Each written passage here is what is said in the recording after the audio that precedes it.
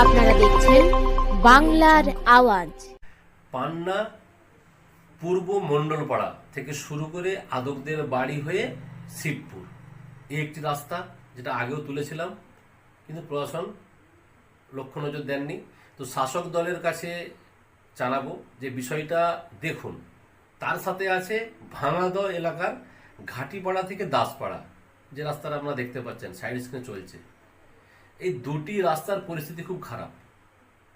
এই দুটি রাস্তা ইনকোয়ারি হওয়ার প্রয়োজন আছে এবং খুব শীঘ্রই কাজ শুরু করার প্রয়োজন আছে। তো শাসক দলের কাছেও আমরা এই বিষয়টা রাখছি, আপনারা দেখুন। প্রশাসনের কাছেও বিষয়টা রাখছি, আপনারা দেখুন, যেন ওই এলাকার মানুষ, ওই এলাকার ছাত্রছাত্রী যেন ভালো করে রাস্তা চলতে পারে। তো রাস্তাগুলির পরিস্থিতি খুবই খারাপ, ইনকোয়ারির প্রয়োজন আছে এবং রাস্তাগুলি তাড়াতাড়ি রিপেয়ারিংয়ের প্রয়োজন আছে। তো একটা রাগ থাকার কথা, এটা স্বাভাবিক শাসক দলের, যে ওই এলাকার যারা পান্না পূর্ব মণ্ডলপাড়া থেকে শুরু করে আদকদের বাড়ি হয়ে শিবপুর যে এলাকাটা, বিজেপি একটু ভোট বেশি পেয়েছে, সেই এলাকার মানুষ বিজেপিকেই পছন্দ করতো। কিন্তু তাহলে বিজেপি বিধায়ক শীতল কপাট মহাশয় উনি কোথায়? উনি কি করছেন? ওনারও তো একটা ফান্ড আছে, উনি তো সেখান থেকে পয়সা পান। উনি কি ওই এলাকার জন্য কি চিন্তা ভাবনা করেছেন? যদি করে থাকেন ভালো কথা, আমাদেরকে অবগত করাবেন, আমরা সেই বিষয়টা তুলে ধরবো।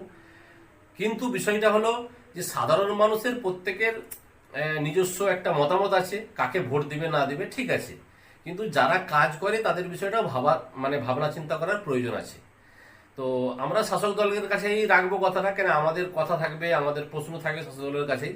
বিরোধীদের আমাদের কাছে কোনো সেরকম অতটাই গুরুত্ব থাকবে না, কেননা তাদের হাতে কিছু নাই। তো শাসক দলের নেতাদের কাছে আমাদের এটা বিষয়টা তুলে ধরলাম, আপনারা অবশ্যই দেখবেন আর এই বিষয়টা নিয়ে চিন্তাভাবনা করবেন, যেমন ওই এলাকার মানুষ ভালোভাবে চলতে পারে, ওই এলাকার ছাত্রছাত্রীরা যেন ভালোভাবে স্কুল যেতে পারে, রাস্তা যেন রিপেয়ার বা যেখানে যেটা করার প্রয়োজন আছে সেই বিষয়টা তদন্ত করার প্রয়োজন আছে এবং কাজগুলো করার প্রয়োজন আছে। বিষয়টা তুলে ধরলাম। ভালো থাকুন, সুস্থ থাকুন, বাংলা দেখে থাকুন। আমি নকিবুল।